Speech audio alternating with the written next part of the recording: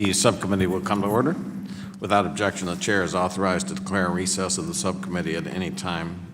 Members of the full committee who are not members of the Subcommittee on Terrorism and Illicit Finance may participate in today's hearings.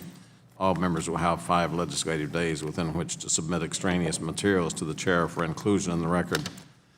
This hearing is entitled Virtual Currency, Financial Innovation and National Security Implications. I now recognize myself for 2 minutes to give an opening statement. Innovation revolutionizes and simplifies our lives on a daily basis. In the past 30 years alone, we've seen the emergence of the internet as an open source, accessible information tool, the popularization of cell phones, the development and wide use of smartphones, faster and faster internet and wireless access, and the list goes on and on. For many of us in this room, the millennials excluded, and frankly, based on the numbers of them in the lines at the Apple Store, I think they're even surprised at the existence and the evolution of this thing that never would have seemed possible in our wildest dreams. The implications, of course, of this greater development and exploration into the digital age is the inability of government and regulatory bodies to keep up with the pace of development. Technology in the financial space is no exception, and that's what brings us here today. From small business lending to virtual wallets and the creation of virtual currencies, the fintech space, as is known, is rapidly evolving. The benefits are clear. Families in underserved areas are finding more choice and options than ever before. People can pay for the goods in-store without the need for cards or cash. The possibilities and benefits are truly endless. The subcommittee kicked off the work in this space last week with a briefing on blockchain, one of the major innovations driving this development. Today, we'll continue the conversation by examining how virtual currencies specifically pose a risk to our national security. This will include questions such as, does the creation of a currency that is completely decentralized from a governmental structure administered through the use of peer-to-peer sharing present a new threat to the safety and soundness of our banks and to our national security? What, if any, regulatory structure exists around these emergency forms of currency and technology? Does the notion of online peer-to-peer sharing provide an increased veil of secrecy that could be exploited by terrorists and illicit the underlying blockchain ledger technology has to offer? However, our subcommittee should remain focused on the national security implications, especially since cyber criminals and nation-states are exploiting cryptocurrencies for illicit purposes. Mr. Dewicki notes in his testimony, cyber criminals in Eastern Europe, North Korea, China, and Russia certainly are taking advantage of evolving technologies to underwrite terrorism and exchange ill-gotten gains. In fact, Russia has created its own cryptocurrency to support its hackers program so that they can cause mayhem around the globe. The reality is criminals today use cash, money service businesses, and other means for illicit purposes, but we've provided law enforcement the regulatory tools to catch the bad guys. The question is, does law enforcement have the tools to catch the criminals using these new technologies and currencies? If the United States is to succeed in staying one step ahead of the bad guys, then we must work with our national partners and international partners to adopt global methodologies and systems to ensure these new innovations are being used for legitimate purposes. The U.S. and Europe remain and maintain a fairly sophisticated Bank Secrecy Act and the money laundering regulatory regime, but the question is, will China and Russia follow our lead? The rise of new cryptocurrencies threatens to disrupt the way banking is philosophically conducted, potentially undermining the United States' dominance over money flows. With that, I thank you, Mr. Chair, and I yield back. The gentleman yields back. The chair now recognizes Mr. Peril, or Mr. Pittenger for 1 minute. Thank you, Mr. Chairman. Thank you, Ranking Member, for hosting us today for this cybersecurity hearing. Cybersecurity is an important and evolving method of finance, and it is imperative that this committee fully understand how criminal and terrorist networks may use blockchain applications to fund illicit behavior. The United States must lead by example with our regulatory and investigative structure to ensure that terrorists cannot use cyber currencies to fund their violent and malicious behavior.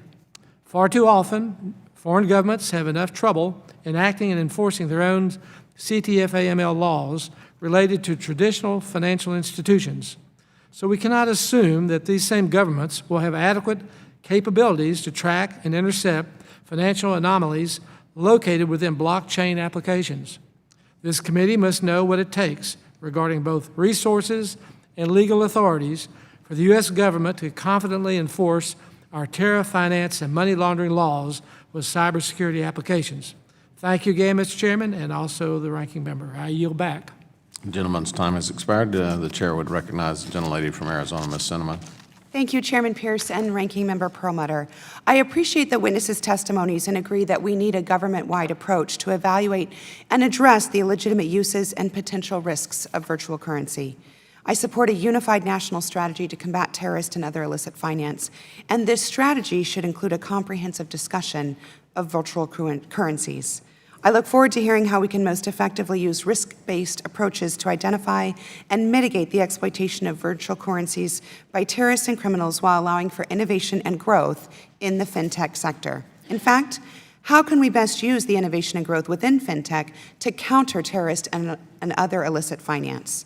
Thank you again, Chairman Pierce and Ranking Member Perlmutter, for your leadership on this issue, and I continue to look forward to working with my colleagues on both sides of the aisle to keep all types of money out of terrorist hands and build on our progress to strengthen America's security. Thank you, Mr. Chairman. I yield back. The gentlelady's time has expired.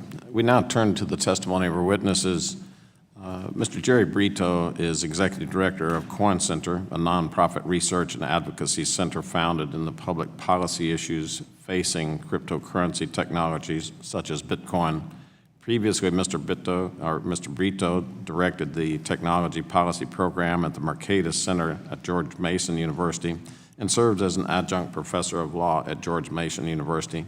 Mr. Brito earned his J.D. from George Mason University School of Law and his B.A. from Florida International University. Mr. Scott Dwicky is the president of the International Identity and Payments Association. He's also the president of Zebrix Consulting, providing public and private sector clients an understanding of the risks and rewards of identities and alternative payment systems. Mr. Dwicky is an expert on identity, the blockchain, and alternative payment systems.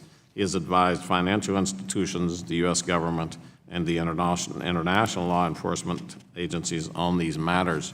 Mr. Dwicky's experience in the blockchain and its underlying technology of public key infrastructure, or PKI, began in 1996 with his role as the global marketing manager for IBM's PKI group. Mr. Dwicky is a frequent speaker on identity, alternative payments, and the dark web at conferences worldwide, and has been interviewed and quoted by media, including the Wall Street Journal, Fox News, Time, and Forbes. Ms. Catherine Hahn served as a federal prosecutor with the Department of Justice from 2006 until recently, and was DOJ's first ever coordinator for emerging financial technologies. Ms. Hahn has investigated and prosecuted hundreds of violations of federal criminal law in the U.S., with a focus on transnational and organized crime, syndicates, cybercrime, the deep web, and digital currency, including a case against the former federal agents investigating the illicit Silk Road marketplace. Ms. Hahn previously worked on national security issues and held senior positions at DOJ. Prior to that, she was in private practice in D.C.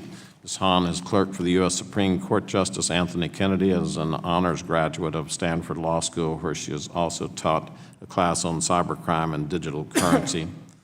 Mr. Jonathan Levin is co-founder at Chain Analysis, which is the leading provider of anti-money laundering software for Bitcoin. Through formal partnerships with Europol and other international law enforcement, Chain Analysis investigative tools have been used globally to track, apprehend, and convict money launderers and cyber criminals. Mr. Levin was previously CEO at Coinmetrics, where he led a team of data scientists to measure the activity and health of the Bitcoin network. Mr. Levin was a postgraduate economist at the University of Oxford, where his research focused on virtual currencies, creating one of the first statistical models of Bitcoin transaction fees. Mr. Luke Wilson is Vice President of Business Development Investigations with Elliptic, where he is primarily responsible for law enforcement engagement and investigations. Mr. Wilson has a unique skill set and a deep understanding of Bitcoin and blockchain, owing to his 7 years of employment with the Cyber and Counterterrorism Division of the Federal Bureau of Investigations. While at the FBI, Mr. Wilson constructed the first interagency task force for investigating illicit uses of Bitcoin. As a subject matter expert, Mr. Wilson has advised the U.S. government and regulators on digital currencies. With his previous employment with the Department of Defense and the Intelligence Committee, Mr. Wilson has over 17 years of law enforcement and intelligence experience, and we appreciate his participation in the hearing today. Each of you will now be recognized for 5 minutes to give an oral presentation of your testimony. Without objection, each of your written statements will be made part of the record. Mr. Brito, you're now recognized for 5 minutes. Mr. Chairman and members of the committee, I'd like to thank you for the opportunity to speak to you today. What I'd like to do is explain what is Bitcoin, why it is a groundbreaking innovation, perhaps as important as the web, and why, like the web, illicit actors are attracted to it. I'll then briefly offer some thoughts on what can be done to prevent that. Before the invention of Bitcoin, for two parties to transact online always required a third-party intermediary, someone like PayPal or a bank. Unlike cash in the real world, which I can hand to you in person without anyone else between us, electronic payments required a third party, trusted by each of us to verify and guarantee the transfer. Introduced in 2008, Bitcoin overcame a long-standing computer science problem and for the first time allowed the secure and verifiable transfer of digital assets between individuals without the need for third-party intermediaries, just like cash in the physical world. The innovation of peer-to-peer transfers has unlocked an incredible array of socially beneficial and economically important uses. Not only are fast and inexpensive global money transfers and payments now possible, this technology is also being used to make possible microtransactions, copyright registries and global rights management systems, faster and more efficient trade settlements, more secure land title and property record systems, Internet of Things networks, self-sovereign identity, and much, much more. What gives this technology its innovative potential is that because there are no third-party gatekeepers from which to seek access, it is an open and permissionless network, just like the internet. When Mark Zuckerberg decided to launch Facebook in his dorm room at Harvard, he didn't have to first clear it with the management of Internet Inc. He simply wrote the Facebook application and launched it on the web. Like the internet, it is the permissionless, open nature of Bitcoin that will foster innovation. Unfortunately, this also means that, like the internet, it is open to bad actors who take advantage of it. Criminals certainly use it today, and we have begun to see some nascent interest from terrorist groups.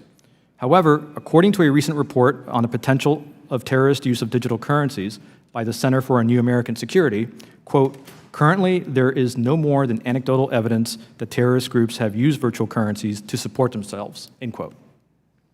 While the potential is very serious, this, however, means that there is time to develop an appropriate response, a reasoned response that targets the threat while preserving the freedom to innovate.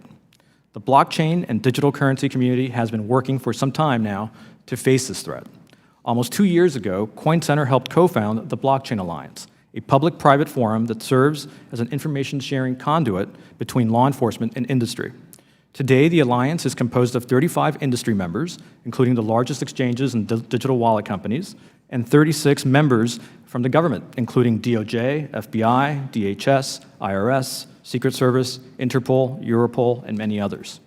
Thanks to the cooperative work of the Blockchain Alliance, law enforcement today is better equipped than ever to take on this emerging threat. However, the CNAS report I mentioned earlier found that our current regulatory framework impedes law enforcement and the private sector from collaborating more nimbly to weed out illicit actors.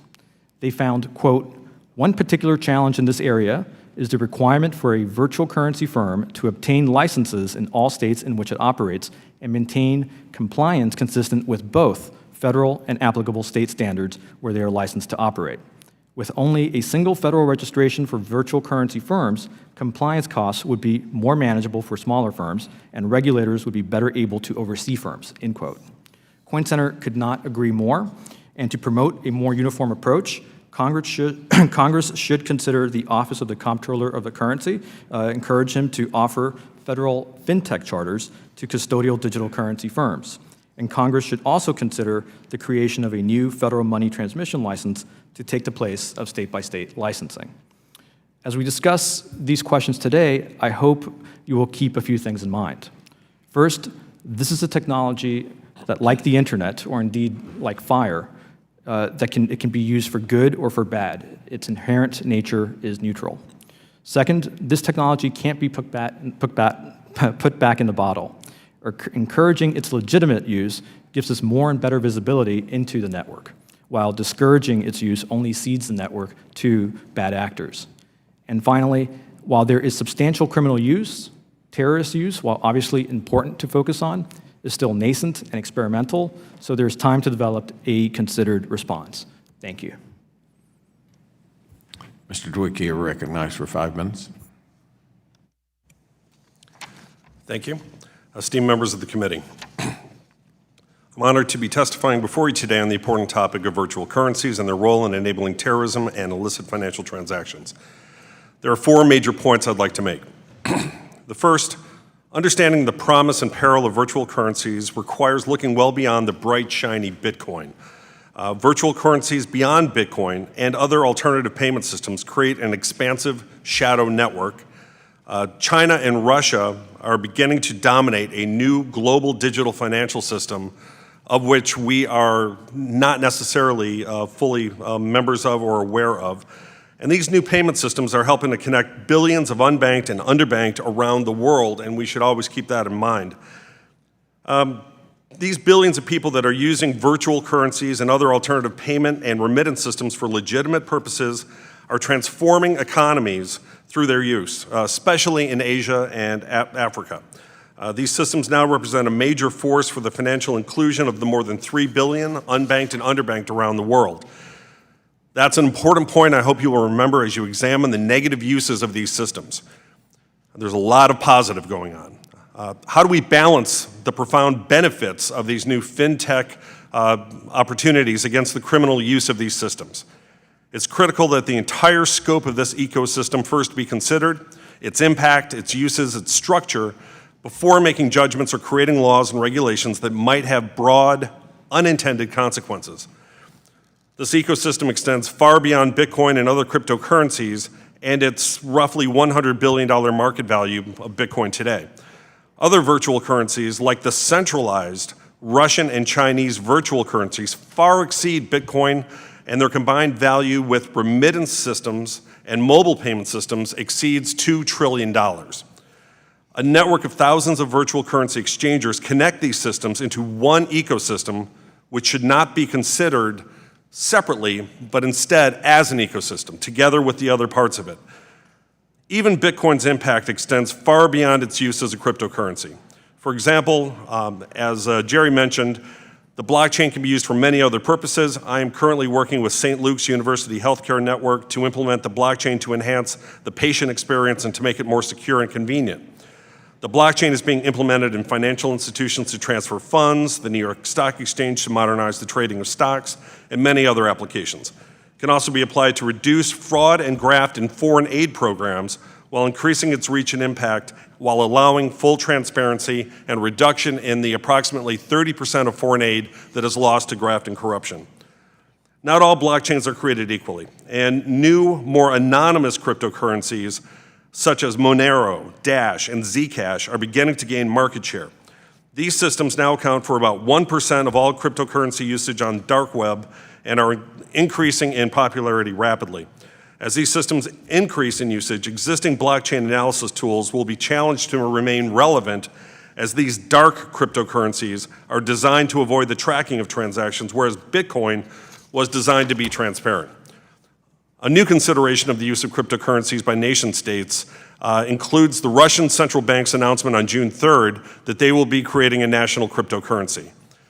Considering that a large percentage of global criminal hackers are Russian language speakers and our current stress with Russia and the United States and Europe, this development should be closely monitored. How this cryptocurrency is set up will be telling. Will it have a publicly available and verifiable blockchain like Bitcoin, or will it be a private or permission blockchain and be opaque to Western observers and regulators? If private, it could be used to circumvent KYC and AML, and be used to support proxy patriotic hackers, as Vladimir Putin referred to them last week. This possibility already exists with Russian language centralized systems, especially WebMoney. Hypothetically, what could these virtual currency systems be used for? I'm especially referring to these centralized systems, not Bitcoin as much. First, balance of payment transfers between criminal organizations such as organized crime and drug cartels. Second, fund transfers with pariah states. 3, transfers with terrorists. 4, enabling kleptocrats to move money from their country's coffers offshore. As I've said in the press, the next Panama Papers scandal could well be focused on these systems instead of traditional banking. And the funding of virtual army of proxy hackers to do their patriotic duty. So how do we cope with these daunting challenges on managing and balancing these? At the Identity and Payments Association, we have launched a global nonprofit to create a public-private partnership to do precisely that. In summation, there is a shadow financial system that is thriving outside of our control. We need to take strong steps to understand, control, and counter it while encouraging the growth of these new alternative payment and virtual currency systems that are governed by the rule of law. Thank you. Ms. Hahn, you're recognized for 5 minutes. Thank you. Mr. Chairman and members of the subcommittee and ranking member, thank you for inviting me to testify on the role that financial innovation can play in facilitating, but also in curtailing illicit finance. In a year, the market capitalization of Bitcoin has gone from $6 billion to $40 billion, and the combined market cap of all cryptocurrencies now exceeds $90 billion. This number's rising every day. More people are buying, selling, trading, and transacting in these currencies for plenty of legitimate uses. In fact, I know small business owners, academics, investors, and even government employees who use cryptocurrency. And these aren't people engaged in illicit acts. They're looking for ease of payments, fewer middlemen, lower fees, and greater privacy. But early misuse is a fact of life with emerging technologies, and cryptocurrency is no exception. Although we now all use the internet every day, in the beginning, it was disproportionately used by child pornographers and online fraudsters, and it's still today used for good and bad, including by terrorists.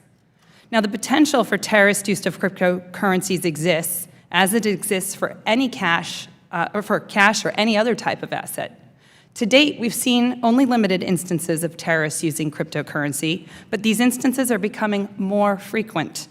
It appears that terrorists are not using the registered exchanges in the U.S., but are using the unregistered overseas ones that don't allow for U.S. anti-money laundering or AML requirements. They're also using anonymous peer-to-peer exchanges like localbitcoins.com, which operates as a sort of Craigslist. Now, none of the recent and horrific terrorist attacks, have relied on cryptocurrencies for the simple reason that these attacks are by and large low-tech and inexpensive. Automatic weapons, trucks, and suicide bombs and plane tickets don't require large sums of money. With the small amounts necessary to inflict massive harm, terrorists overwhelmingly use less traceable means like cash and prepaid cards. We see more use of cryptocurrency in the areas of cybercrime, drug trafficking, money laundering, and financial fraud. These activities have major national security implications, of course. Ransomware is a compelling example because it can cripple critical infrastructure, hospitals, first responders, public transit systems. Last month's WannaCry attack affected over 10,000 businesses, hospitals, and public agencies in over 153 countries. And that WannaCry attack wasn't even a very sophisticated attack. It's getting far worse, and ransomware's preferred currency is Bitcoin. However, while some features of cryptocurrencies may facilitate crimes, other features may thwart them. One of the beneficial features of Bitcoin is the decentralized nature of the blockchain, the technology underpinning it. The blockchain is decentralized over millions of computers, so it is very difficult to hack. For a nation-state wanting to inflict harm, a cyber attack using malware against a major financial institution is a centralized target. But if our financial infrastructure ran instead on these decentralized systems, millions of computers across the world would have to be hacked, and they'd have to be hacked simultaneously. And cryptocurrency also helps us solve bad acts. In one case I brought as a prosecutor, we used blockchain patterns to identify rogue federal agents on the Silk Road Task Force. In another case, we solved major hacking and ransomware schemes by looking at the movement of Bitcoin. Some cases aren't yet public, but we would not have solved them had these criminals not been using cryptocurrencies. Because investigators like digital footprints, and that is exactly what digital currencies provide. Of course, we can only follow the money to an individual if they used an entity that follows AML laws, money laundering laws, since they only then can we, as law enforcement, tie it to an entity or an actual identity. But many overseas exchanges do not require names, let alone identification to open accounts, and this leads to creation of anonymous accounts.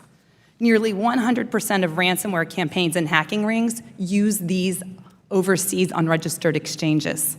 We've gone after some of the exchanges in the US like this with success, but the majority of non-compliant exchanges are overseas, and this poses formidable legal challenges, jurisdictional challenges. Our antiquated Mutual Legal Assistance Treaty process, or the MLAT process, takes months of bureaucratic maneuvering, and that's in the best case scenario when we've got cooperative partners on other sides. And when we're dealing with an uncooperative country, we might not get any evidence at all. We need more resources to quickly get at electronic evidence overseas, funding more attaché positions, and better systems for processing these MLATs, which are absolutely critical to us getting overseas electronic evidence. For those entities in uncooperative countries, we need more statutory authority to go after their business segments that rely upon U.S. companies for support, servers, communications, software, and banks. Now, there are numerous entities in the space with robust AML and compliance programs, and these platforms are some of our best partners. In fact, the head of an agency in Treasury told me that the SARs that they are seeing out of digital currency companies are superior to those from large financial institutions, despite fewer compliance resources. And in over a decade that I spent as a federal prosecutor, the fastest turnaround I ever got on a subpoena was from a digital currency company. But with broader adoption, these companies' compliance resources are being stretched. We want them to be spending those resources on keeping bad actors off their platforms and developing tools to spot fraudulent activity, not addressing the vagaries of 50 different state regulatory regimes. The idea of a federal solution to harmonize state laws is an area where Congress could help. And also an area where Congress could help is we have an urgent need for resources to be devoted to this space immediately and across the board at all agencies. It's simply not sufficient to have only a handful of people at each federal agency focused on cryptocurrency when it is affecting so many areas that touch upon our national security. Thank you very much for inviting me to share my thoughts on this topic. Thank you, Mr. Levin. Before you recognize, I realize now I was giving you an extra syllable in the name as I was pronouncing it during the introduction. So you can just put it on your asset sheet that you're worth more now. I would recognize you for 5 minutes. Thank you, Mr. Chairman, Ranking Member Perlmutter, and members of the subcommittee. My name is Jonathan Levin, and I'm one of the co-founders of Chainalysis. Chainalysis is the leading provider of investigation software and risk management solutions for virtual currencies. In this field, we identify illicit use of virtual currencies, including terrorist financing. We provide tools to private industry and law enforcement to mitigate these risks and the activity that poses a risk to our society. I wish to prepare my briefing into 3 significant sections that I believe are worth considering when looking at the risk of virtual currencies. First, the potential for virtual currencies. Second, the nature of this technology. And finally, the current use of virtual currencies. The internet started in the early 1960s, but did not enter the mainstream until the creation of an easy-to-use consumer layer and developer tools that happened in the mid-90s. Today, we almost all use the internet every day prior to entering this room and even afterwards. The US government played an instrumental role in providing essential layers for private industry to develop business models and products for us as consumers to use. However, there was no payments layer baked into the internet. This is where the motivation behind Bitcoin came in. Efforts to curb the demand for this new payment infrastructure has not led to success. In February 2017, the People's Bank of China put pressure on virtual currency exchanges to stop trading. This led to an uptick in peer-to-peer Bitcoin transactions that are out of the purview of the state. The transaction volume went from 2.5 million RMB to over 100 million RMB on these exchanges. And these cannot be regulated, and it diminishes the oversight of the state. Bitcoin and other virtual currencies are decentralized, as we've heard. And as such, they are censorship resistant. Receiving Bitcoin can be done by anyone with basic access to computing anywhere in the world. There is no need to register or supply anyone with identifying information in order to receive Bitcoin. There is no ability to freeze assets or seize someone's virtual currencies without obtaining access to their computer. Virtual currencies in this way are ultimately bearer instruments, and the person in control of a private key is the ultimate owner of virtual currency. In order to facilitate this system, however, Bitcoin makes every transaction public. These transactions are recorded in a single transaction ledger, the blockchain. However, these entries are pseudonymous and do not relate to real-world entities. Chainalysis analyzes this blockchain to identify which transactions have been performed by the same entity and links these entities to real-world services such as exchanges, merchant processors, and underground marketplaces. This blockchain analysis can identify the underlying activity behind virtual currency transactions and the on-ramps and off-ramps and the connections to the existing financial system. Terrorist organizations are not in the business of speculating on the price of virtual currencies, but rather they may be interested to use virtual currencies for the following use cases: using virtual currencies in cybercriminal activities to fund operations, crowdfunding operations from sympathizers around the world, and paying for everyday items and internet infrastructure. Cybercriminals so far have mainly used Bitcoin to buy and sell capabilities to launch cyber attacks and extort their victims when they do. Their use of Bitcoin cannot be attributed to anonymity, but rather convenience and its ability to move and transcend borders. There has not been any evidence yet of terrorist organizations running any of these criminal enterprises. We've heard of the recent ransomware campaign as WannaCry, and that was leveraged by cybercriminals rather than terrorist organizations. However, despite ransomware's ineffective campaign, some of these criminal enterprises are making substantial sums of money, as I allude to in my written testament. In July 2016, there is the only verifiable public case of crowdfunding known by a terrorist organization. The campaign was launched over Twitter and was not very successful and raised a total sum of $1,000. The nature of virtual currencies meant that Chainalysis was able to size the potential threat and also identify the ultimate source and destination and connection to the existing financial system. Terrorists, like any other person, may use Bitcoin to pay for internet infrastructure and everyday goods and services. There are merchants around the world that accept virtual currency, including blue-chip companies. Using tools like ours at Chainalysis, these purchases can lead to useful leads in investigations and uncover the goods and services purchased, as well as attribute the identity of the individuals. The potential for virtual currencies to bring radical new business models to the internet and ways of organizing social and economic relations remains large. The pace of change in this domain is rapid and the eventual outcomes unpredictable. The current use of virtual currencies is mainly financial speculation on their eventual impact on the world. The use of virtual currencies by terrorist organizations is very limited due to lack of awareness and trust placed in virtual currencies. There is a growing awareness among companies and government agencies about the potential threats and their topologies. Virtual currencies continue, however, to evolve rapidly. Private businesses like ours and the public sector should endeavor to mitigate these threats, but be cognizant of the future potential for this technology. Thank you. Mr. Wilson, you're now recognized for 5 minutes. Thank you, Mr. Chairman. Thank you, committee members. My name is Luke Wilson. I am the Vice President of Business Development and Investigations for Elliptic. Elliptic software is used to identify illicit activity on the Bitcoin blockchain, and we provide our services to the leading Bitcoin companies and law enforcement agencies globally. We're located in London and Arlington, Virginia.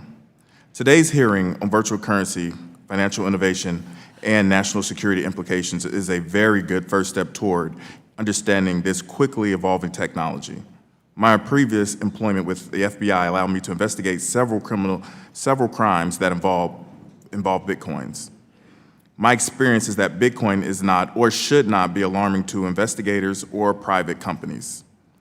Bitcoin is thought to be anonymous by some criminals. In reality, it's far from anonymous, and companies like Elliptic have assisted law enforcement and private industries to identify who is behind the illicit Bitcoin transactions. Elliptic's software and expertise has assisted in terrorism, ransomware, cyber extortion cases, and illegal arms trafficking cases, to name a few. In all of these cases, we've provided intelligence and leads that help investigators to trace Bitcoin transactions and identify who is transacting. This is all made possible by the record of transaction kept on the blockchain. All Bitcoin transactions are stored on the blockchain, including those performed by criminals. The importance of this blockchain record cannot and should not be undervalued, as it provides a public and permanent and incorruptible record of transactions, the like of which is not available with any other payment method. I would really like to go through a couple cases that I helped when I was in the Bureau. As I talk about the firearm case, this is a case that I helped actually while at Elliptic. There was a law enforcement agency that was looking at an illegal arms trafficker. If the illegal arms trafficker did not purchase the illegal arms off of a dark market site using Bitcoins, this individual would never have been placed in handcuffs and put in jail. It's because of the Bitcoin blockchain that they were able to come to Elliptic, and we were able to trace those transactions and find out where the individual was purchasing the firearms. And then now we could tie that back to that individual. So when I say that we have, a way to trace this, this is what law enforcement and private industry does. They come and talk to a company like Elliptic or Chainalysis. My experience in counterterrorism and virtual currencies make me well placed to evaluate the risk by the potential terrorist use of Bitcoin. My experience is that there have been very, very few verified terrorism cases in which Bitcoin was used, and that in all of these cases, law enforcement was able to trace the flows of Bitcoin to subjects and possible co-conspirators.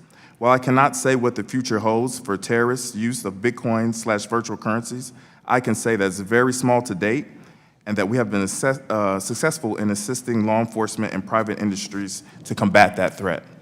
Thank you for your time. I thank each one of you for testifying. The chair now yields himself 5 minutes for questions. So, Hassan, I was fascinated by Mr. Levin's comments in both his written testimony and his statement that most of the protocols and infrastructure are decades old, pioneered by academia and the government. And so as you talked about the additional resources, is it even possible for someone in a bureau, someone in an agency to keep up with the fast pace of development? So address that if you can. Sure. I think it's twofold. First, it's personnel, right, which require training and being brought up to speed on these technologies. But second, it's the systems.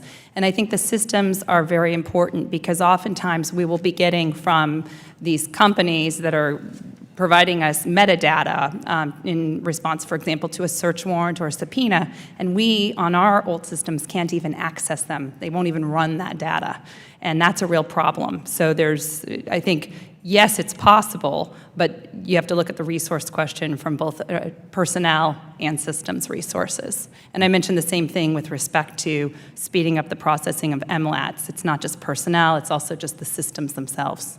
Okay, so you bring in personnel today, you give them a really deep education, and a year from now, they've been covered up with investigations and keeping up. Mr. Levin, are those personnel we bring on today going to be able to keep up? So I think that as we look forward to see what innovations happen, the incentive needs to be placed on the private sector to be able to provide tools and keep up with the innovation that happens. And I think that it is our duty to provide training and education as part of offering software and tools. And that is something that we are actively doing. It needs to be regular and it needs to be more frequent than it currently is. That's kind of my impression, just sitting up here being pretty unfamiliar with any technology. And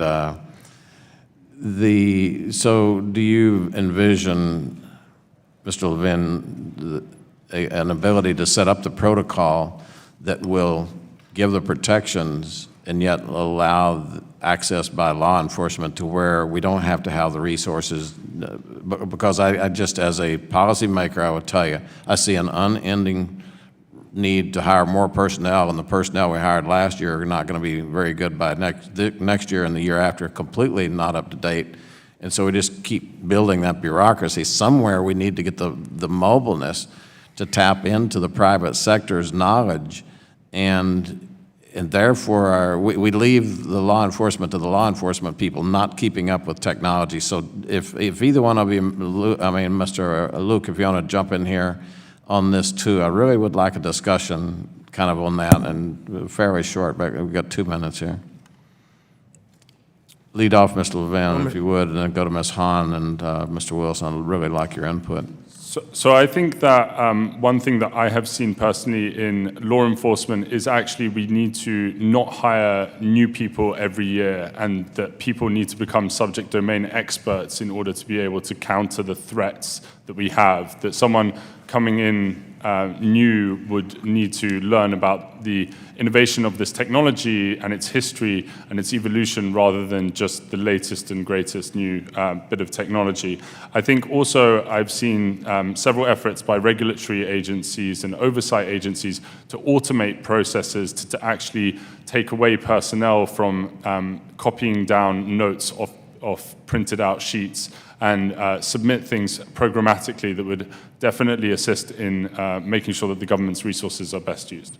Ms. Hahn. Yes, well, I think it's also a question of shifting resources, because I was brought into the department as a gang and a murder prosecutor, and then I switched. So it's not that I became useless. I think you have personnel that are capable of adapting to new areas. I think one of the problems is that the government and a lot of the agencies are very siloed. So for example, we have a cyber unit, and only the cyber unit is maybe getting trained on these cryptocurrencies or the dark net, but the fact is it affects the narcotics unit, it affects the national security unit, it affects the white collar unit, the financial fraud unit, the public corruption unit. So I think you can shift those resources, but it needs to be across the board. At the same time, I do think resources are necessary for training, not only in government, but I mean the public-private partnerships, the Blockchain Alliance goes a long way. They have webinars that people can watch.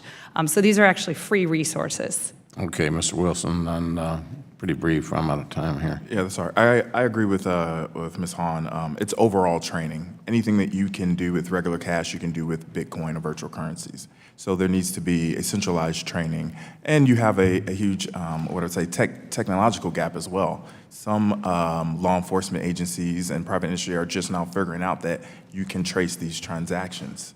I think those are two big areas. I was a counterterrorism agent before I went to the cyber task force. I took it upon myself to learn these things and put the task force together. So those are just some of the huge hurdles that they're facing out there. Thank you. Thanks each one of you. My time has expired, and recognize Mr. Lynch for 5 minutes. Thank you very much, Mr. Chairman. I just want to take a minute to say thank you to you, Chairman Pierce, and also Ranking Member Perlmutter, for your really forward-leaning approach on this issue.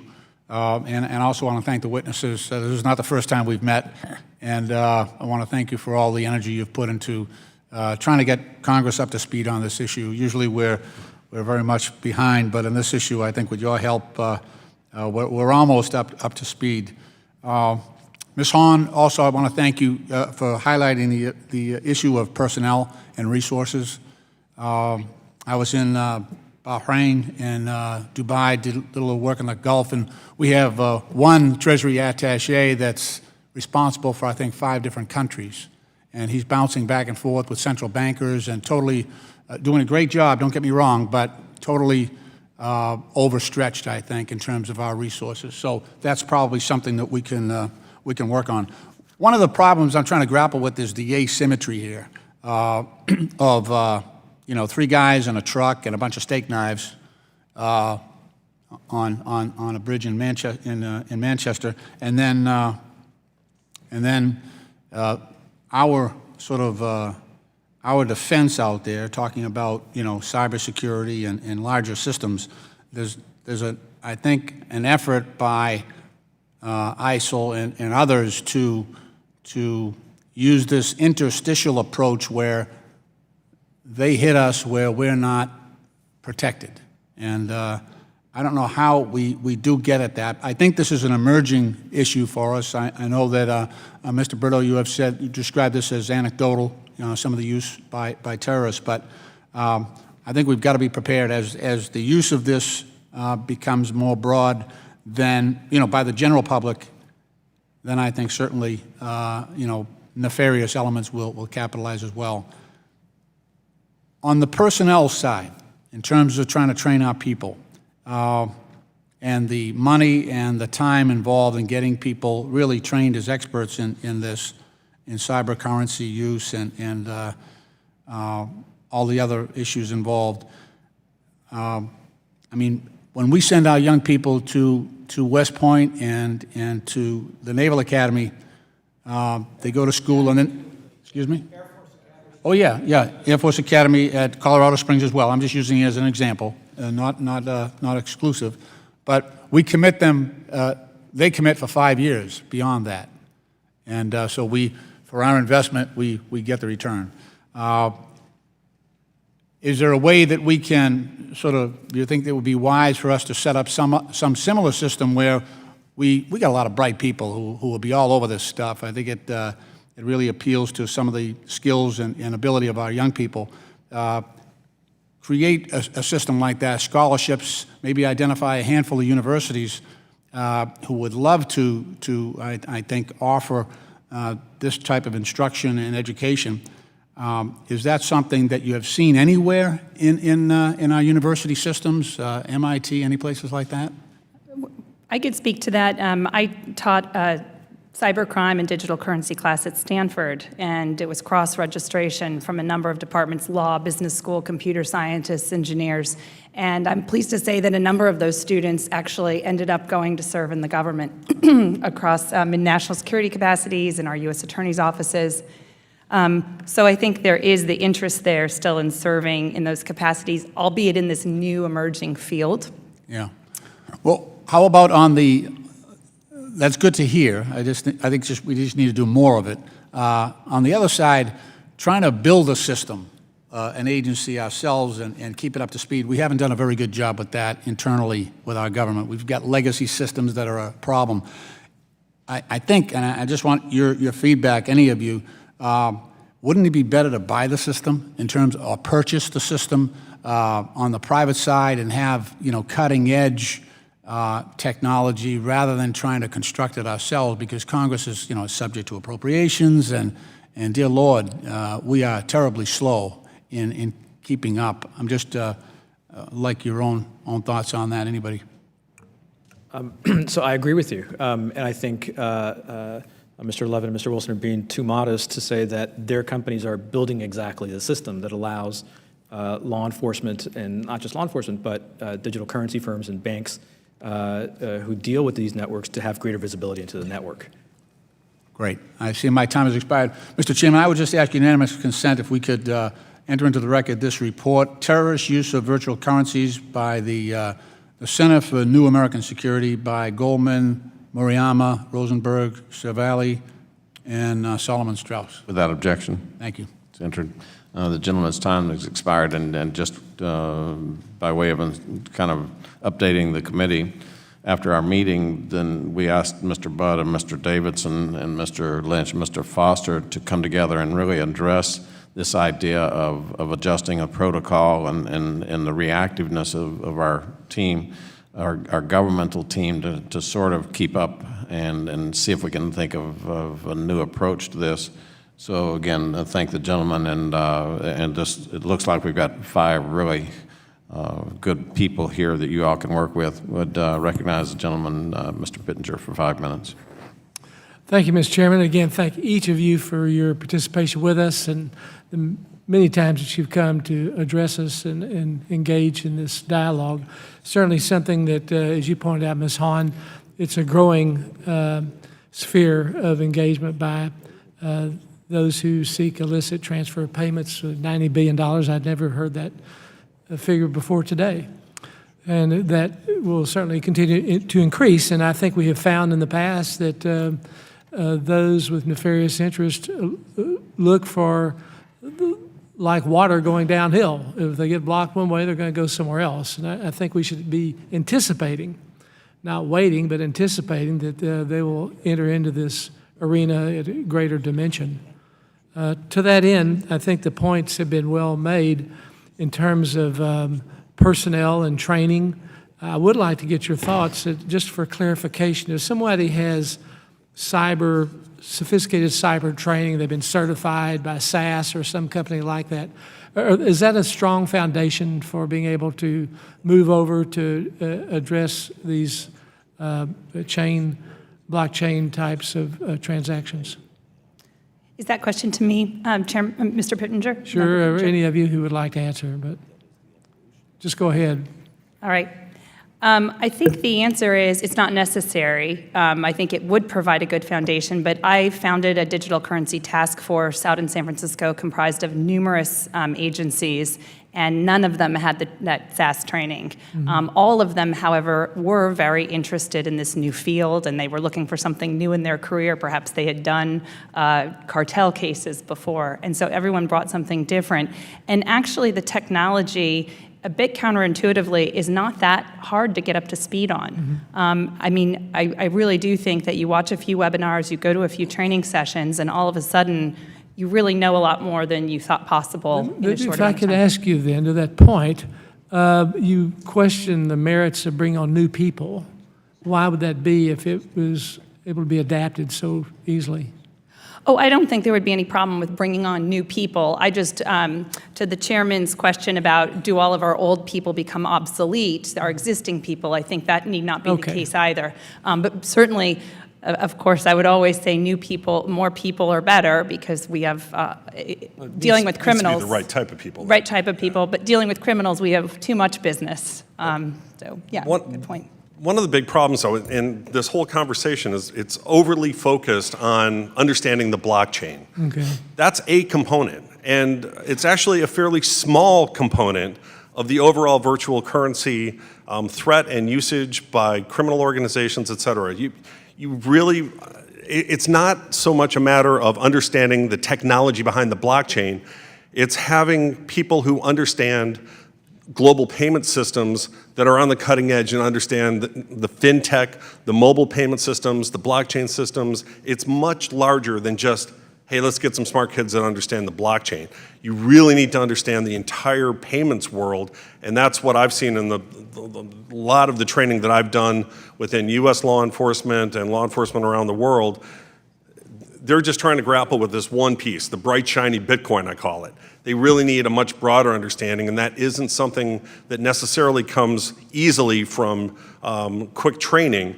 And probably what you need to do is foster a better relationship, this public-private partnership, so that the payment processors, the Coinbases, the First Datas, you have a better relationship with them, because they're the ones that have this knowledge that takes, frankly, decades to really understand all of these systems globally, and that's what's missing. Yes, sir. Mr. Brito. So I have to agree with Mr. DeWicki, and I think part of what's happening in this conversation is that, myself, Ms. Hahn, Mr. Love, and Mr. Wilson are here because we're focused on decentralized digital currencies. Cryptocurrencies is another name for that. Bitcoin being the number one example. It was the first cryptocurrency, and it is the largest cryptocurrency today. That said, what Mr. DeWicki is rightly pointing out is that if you think of a pie chart, decentralized cryptocurrencies like Bitcoin account for a tiny sliver. You have other digital currencies that are centralized, and as Mr. DeWicki was pointing out, account for a lot of the use by illicit actors. Well, all your points are well taken. I think we really have our work cut out just getting this on the radar screen to make sure that people see this venue and so that we can address it in a comprehensive way. I don't think the public at large, and frankly, I don't think the Congress fully understands the depth of opportunity that's there for those who seek an illicit transfer of funds. Thank you. Yield back. The gentleman's time has expired, and just sort of in response to Mr. DeWicki, you're exactly right. But our hearing today is on virtual currencies, and so we're trying to get that. And then, but we had yesterday the meeting that was digging into the actions and the patterns of actions We'll merge these two together in the future, and again, that's our kind of subgroup of 4 people that are tasked with that. Again, a very accurate observation. Chair would now recognize Mr. Keewan from Nevada for 5 minutes. Thank you, Mr. Chairman, and thank you to the ranking member for organizing this hearing, and thank you to all of you for testifying this morning. I just have a couple of quick questions. One regarding mixing. For my colleagues who might not know, since the transactions of some cryptocurrencies are recorded on the blockchain, mixing is a way to launder payments that may be connected to tainted sources.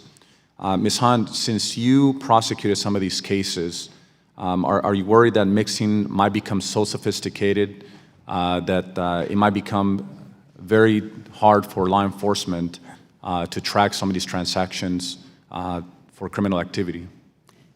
Yes, I am. I am. Right now, the technology isn't there to be as sophisticated for the mixers and tumblers. We hear them called tumblers. But of course, anything that further anonymizes things make it more difficult for law enforcement authorities to kind of follow the trail. So I am worried about it. We've heard analogies to, Jonathan mentioned earlier, it's like a mask. I mean, you think of it, if you're a person, you're going in to do some bad act and you're wearing a mask. We can't see you because you've disguised yourself. But if you wear that mask again, later we know it's you. The problem with tumblers and mixers are that, let's just say all of those masks that people are wearing get taken off and melted all together, and then they're different, the masks are reconstituted and put on. So then we don't know that it's you again. I don't know if that analogy makes sense, but that's kind of how we think of them. So we do think that's a problem, but I think more of a problem right now are the overseas unregulated exchanges. And those are in countries that you might guess at, and we simply see those nefarious actors using these cryptocurrencies are not using these US regulated exchanges. They are using the ones that are overseas. So do you think that we need to put restrictions on the mixing? Yeah. So if I could also comment. So I think that there have been, FinCEN guidance refers to services that transmit virtual currencies on the behalf of other people, and there's a good chance that mixers do come under that jurisdiction. So if it is in the United States, there are actually some mechanisms that law enforcement might be able to use to put pressure on those mixers. If I could add, in some cases you can think of completely legitimate regulated exchanges in this country. You send money to them. At that point, it sort of becomes invisible to the software, and then eventually money goes out. And so in some ways, you can think of those as mixers. But it's not a problem because they are complying with FinCEN guidance and with the Bank Secrecy Act. So the problem is not so much that there's mixing happening, that there's a third party that's keeping funds on behalf of a third party. It's that you have mixers that are completely unregulated, not subject to or not complying with BSA regulation. And I suspect, as Ms. Hahn is saying, that these are overseas as well. And that's a critical part of this, too, is the global nature of this, and that you've got thousands of these unregulated exchanges that are not limited to just that one segment of virtual currencies being centralized or decentralized, but also the centralized virtual currencies as defined by FATF. And acting as a mixer, the best way to mix, actually, is to go to one of these unregulated exchanges and exchange Bitcoin for Litecoin, for Darkcoin, or for WebMoney, or one of the other non-cryptocurrency systems, and then change it back. You're not following that. It's better than a mixer. And absolutely, as I alluded to in my written testimony, 100% of ransomware campaigns we've seen cashing out through exactly these overseas exchanges. So it's a huge problem. And so I would simply put a point on it by saying mixing is not a problem. Again, mixing is a technology that is neither good nor bad. It's mixing and not complying with the BSA that's a problem.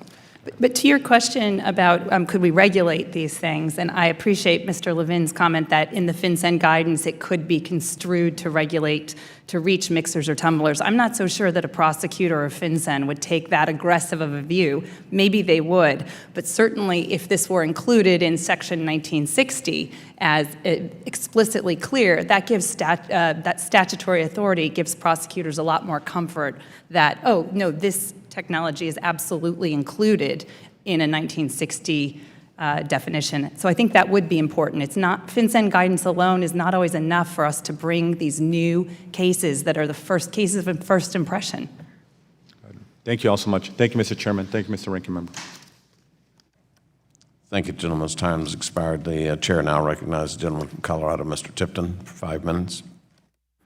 Thank you, Mr. Chairman. Thank you, panel. Ms. Hahn, maybe you'd like to follow up a little bit on the last question when you're talking about the 1960 regulation and listening to Mr. DeWicki describing the mixers.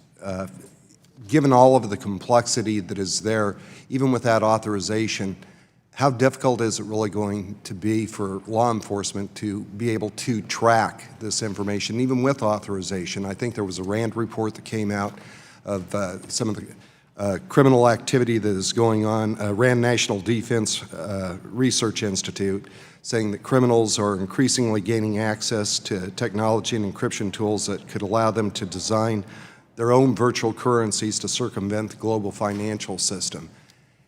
Given that complexity and just your statement, how difficult is it for us really to be on the front end of this curve rather than being reactive, trying to catch up? Well, I think, again, I hate to keep coming back to it, but the big problem I see are the unregulated and unregistered exchanges. I think we can keep up with more resources and more people, more agents knowing what this is. I think we can keep up where we have tumblers and mixers or virtual currency exchangers in the U.S. subject to our jurisdiction, and we have some choice 1960 prosecutions. I think we can keep up. Where we have a problem is in getting at that information or forcing compliance from these overseas entities.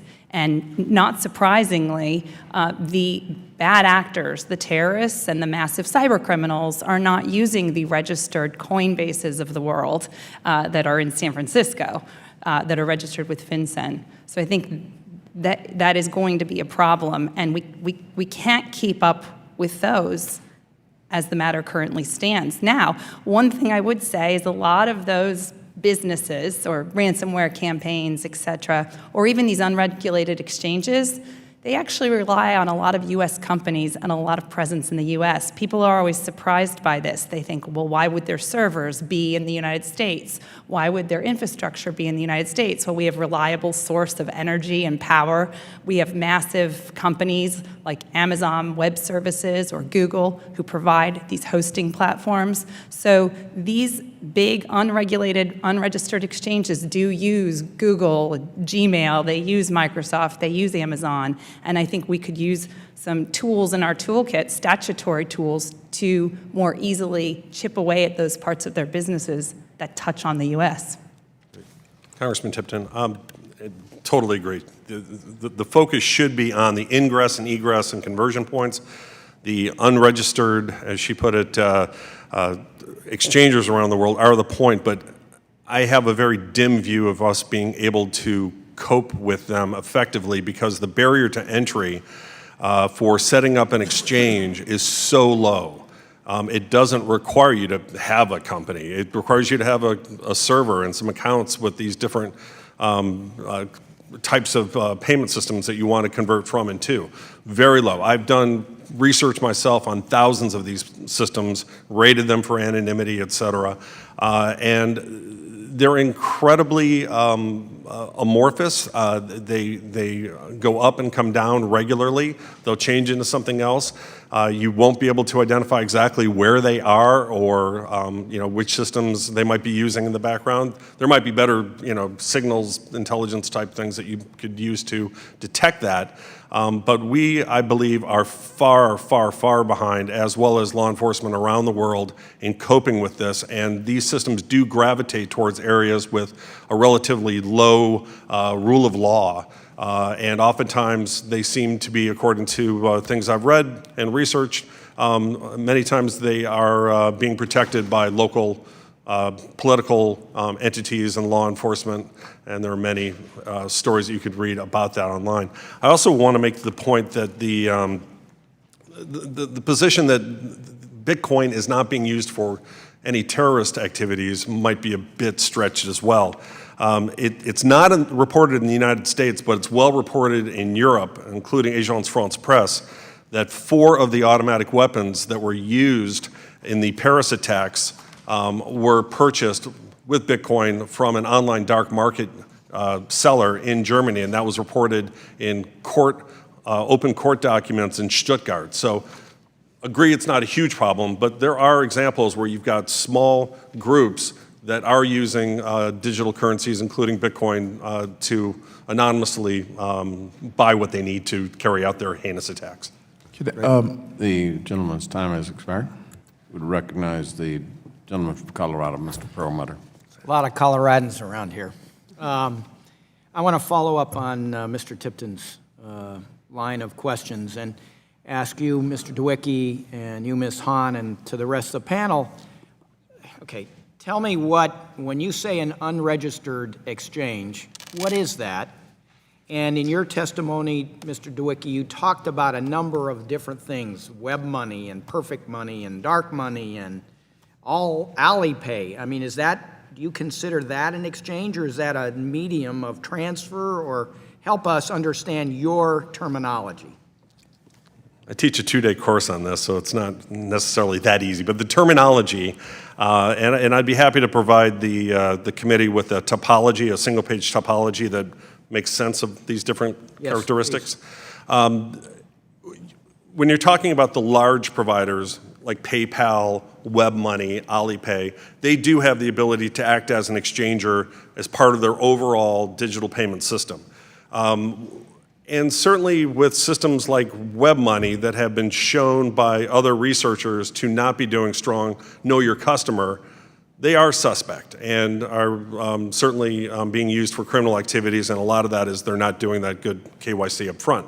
However, what Ms. Hahn is talking about, and I've referred to with these other exchangers, are entities that set themselves up specifically to exchange one virtual currency for another virtual currency, or for a fiat currency, or for a mobile money system. And all it requires really is a computer, accounts to be set up with these different services, and some level of liquidity, which oftentimes is one of the limiting factors in how effective these exchangers are, is how much money they have to buy and sell. They might only have $20,000, $30,000 on hand, whereas the big ones, of course, like Coinbase, have many millions. All right, so they're kind of the fence in this thing? Like, I mean, they're fencing the stolen goods? Not so much fencing. I mean, it's really, just think of a currency exchanger on the street of some country, right? You go and give money, one type of money, and they give you another type of money coming back.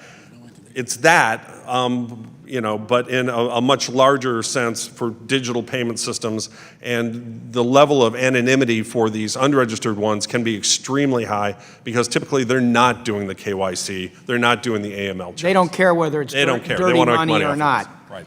So, to answer your question directly, if I want to use Bitcoin, I need to first acquire some Bitcoin. Right. Typically, the way you do that is you go to an exchanger and you give them dollars and they give you Bitcoin.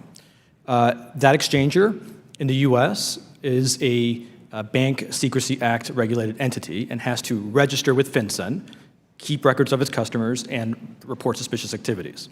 So that would be a registered exchange. And that is who Ms. Hahn would go to when she's using Mr. Levin's software, finds a bad guy. She can go to an exchange and say, who is this person, and get the information. Overseas, we see unregistered exchanges, exchanges who, although they're required to, do not comply with the Bank Secrecy Act. And so when Ms. Hahn requests information from them, I bet she doesn't hear back from them. That's what an unregistered exchange is. Go ahead. Or we hear back from them. In a good case scenario, I had an MLAT with Japan, for example, where we have attaché on the ground, cooperative partners on the other side, and that even took at least 6 months in a very high-profile case to even get that evidence. So that's in a good case where we have to go to another country, we can get something. But I think there's another step beyond that, which is an exchange in, say, Russia, right? Not only could we not go to them, but if we go to them, we know what we find back is, and we've actually found this in returns before and evidence before, is the owner of this account is Mickey Mouse, who resides at 123 Main Street. That's actually... No, but I guess that's what I'm worried about, that we have some nation states that are actually fostering, making these exchanges impossible to pierce, to understand, to find, whether they're trying to avoid sanctions, whether it's North Korea or Russia avoiding sanctions, or helping some criminal enterprise, or underwriting some terrorist organization that's out there doing bad things. So, I'm very concerned about how we stretch this globally to get countries that we may be at odds with, like Russia or maybe China, to participate. Are we doing that? And that's where a public-private partnership, having an association where there can be a real, mercantile reason for them to want to participate, and where there's a push from the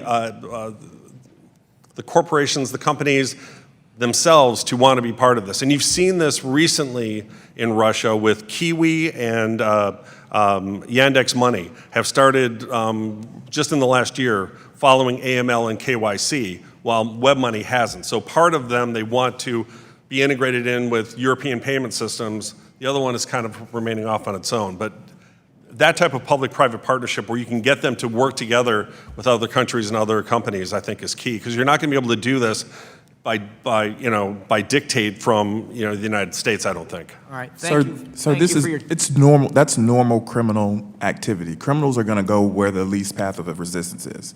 So if I can go exchange my Bitcoin to an exchanger that's not compliant with U.S. laws, that's what I'm going to do. So that's that issue there, is that they're trying to circumvent our AML procedures, and they're using, all criminals do that all the time. So that's something else that we need to look out for. It's further down the line, it's happening, but the bigger issue is, trying to get these guys trained up to notice this kind of criminal behavior happening.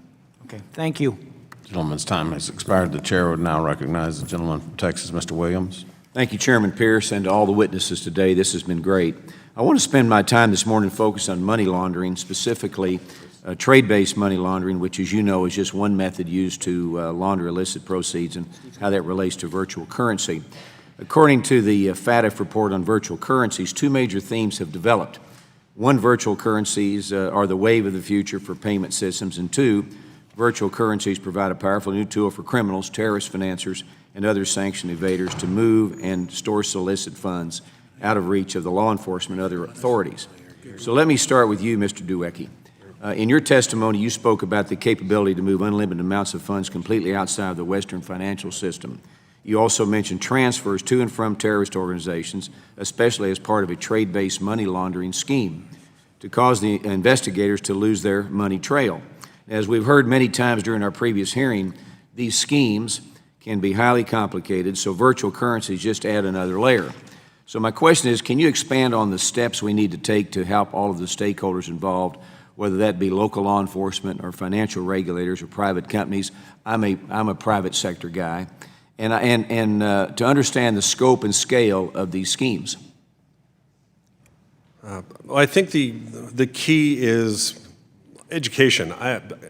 I've participated in some investigations where people have had, information on different bad actors and had it sitting there for a year because they didn't know what web money was. They didn't know what these systems were or how they could interact with other components of a trade-based money laundering schema.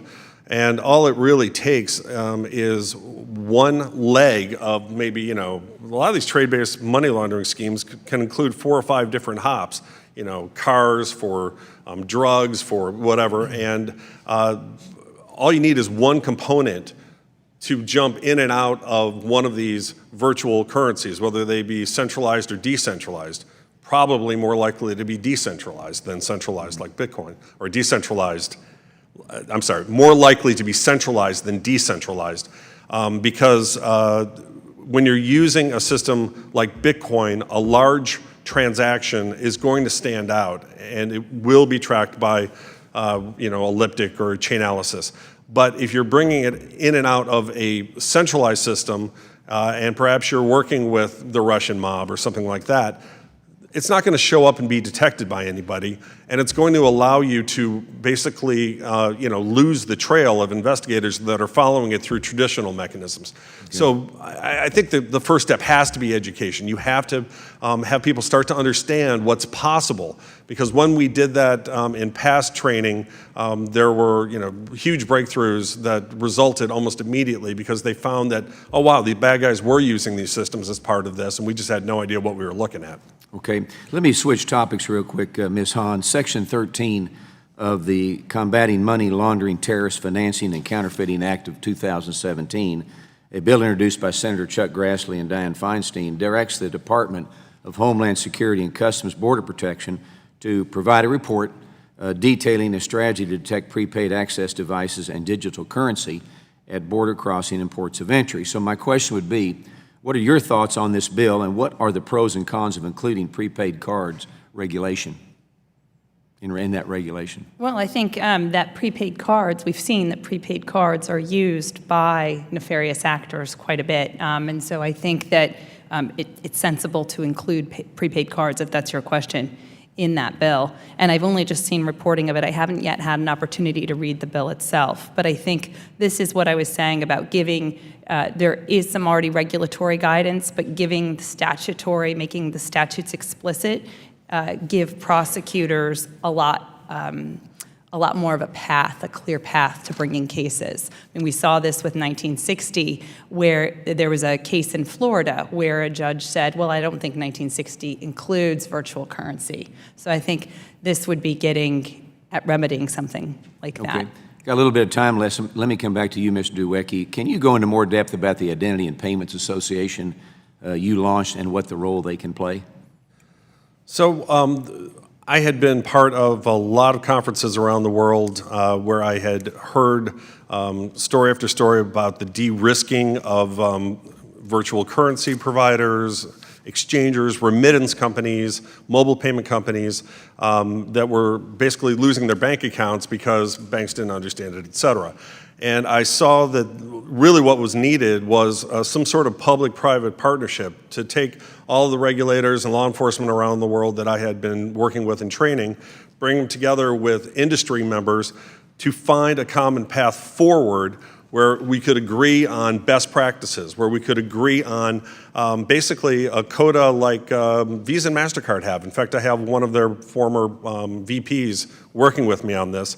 Where you basically could set up a rule set where if you follow all of this, you identify a person given these steps, you're not going to be liable to prosecution, or you'll be considered in somewhat of a regulatory compliance. And that would require this public-private partnership. So that is at the heart of what IDPay, the Identity and Payments Association, is intended to provide. Because there is nothing like that globally. It's all done by individual countries, and not very many of them are tackling this topic. So because of the global nature of the ecosystem, it needs to be tackled globally, and it will require some sort of NGO to do that. Okay, thank you all for being here. I yield my time. The gentleman's time has expired. The chair now recognizes Mr. Rothfuss for 5 minutes. Thank you, Mr. Chairman.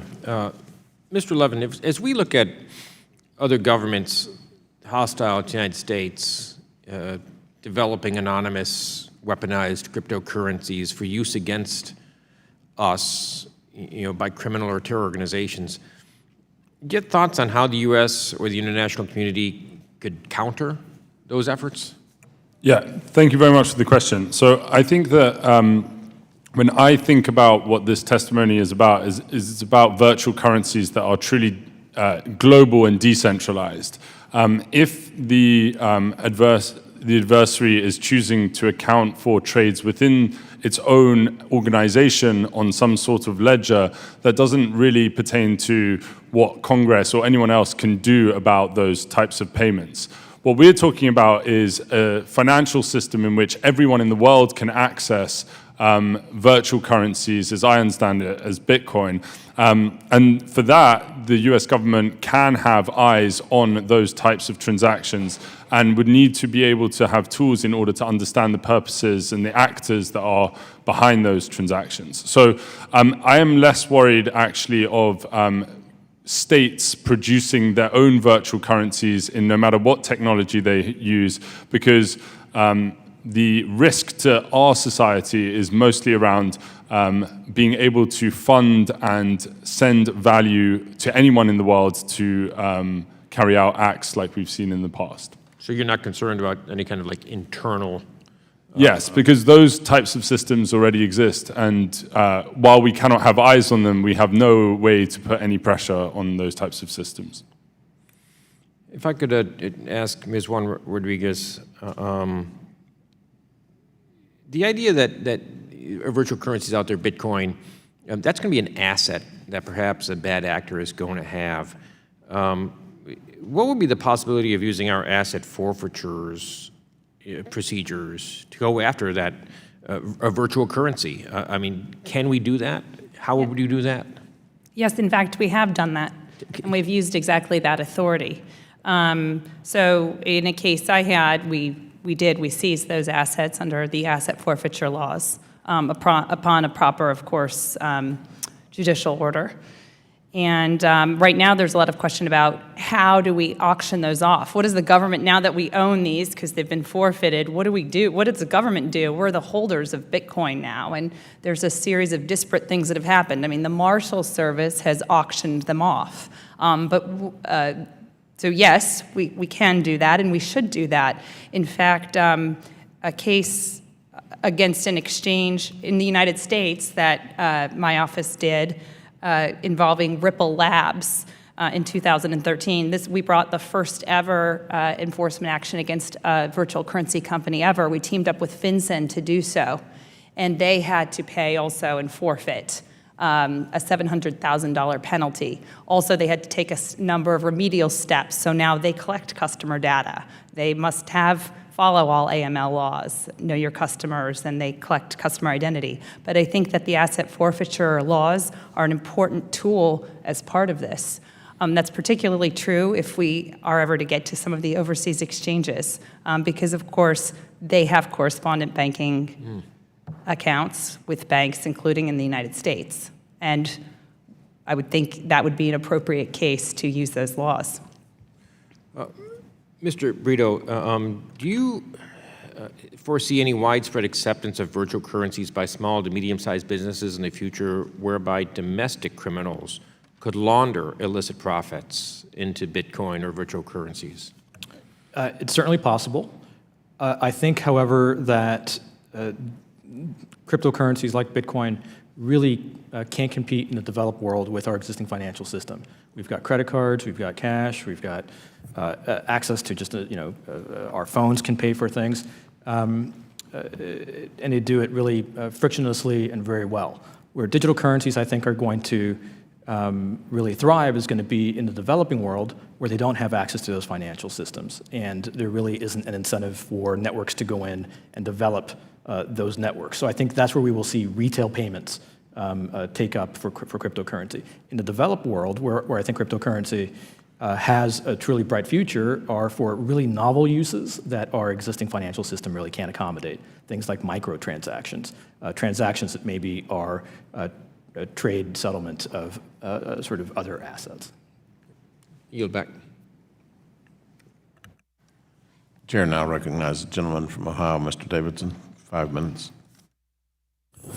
Thank you, Mr. Chairman, and thank you to our guests. I really appreciate the information you're giving us and the tools you're helping us be equipped with to keep our laws current. I'm particularly struck by the analogies to the internet, but also it seems to me that some of this stuff with blockchain is a little bit like the cell phone. Did criminals gain an advantage when they could communicate by cell phone? Well, of course they did, but so did the rest of the planet. And I think they're going to be just about as hard to contain. So those of you that have mentioned that, I think people are going to be able to do blockchain transactions of all sorts, including in currencies. Mr. Wilson, I was particularly struck by your opening remarks where you talked about how we can detect the activity. And it seems that if we have this ability, which we theoretically should, that we would be able to find the missing Mt. Gox coins. Why can't we? So we actually did find those. Okay, yeah. So Chainalysis was the official investigators in the Mt. Gox bankruptcy case, and the destination of those coins is definitely known. Okay, terrific. So what happens to lost coins in general? So if they're stolen and you find them, what happens when people lose them? You lose your credit card, you can cancel them. You lose your key to a car, you can get it rekeyed. What happens when you lose lost cryptocurrency? It's the same thing that happens when you drop a dollar bill into a fire, right? If you lose a dollar and it's at the bottom of the ocean, or something bad happened to it, the Federal Reserve does not replace it for you. Same thing with Bitcoin. Bad password to lose. Yes. Okay.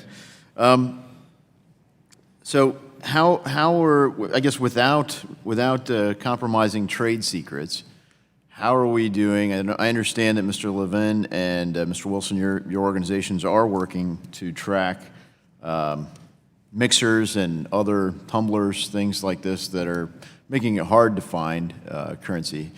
Is that accurate? Yes, it is. We are tracing those as well. Okay, so these are the most complex things. How is this different? So regular currency, foreign exchange, is regulated in the United States by the Commodity Futures Trading Commission. They, rightly or wrongly, in my opinion wrongly, restricted the number of people that can trade currencies by raising the capital requirements. I think it puts the U.S. at a disadvantage in one of the world's most important markets.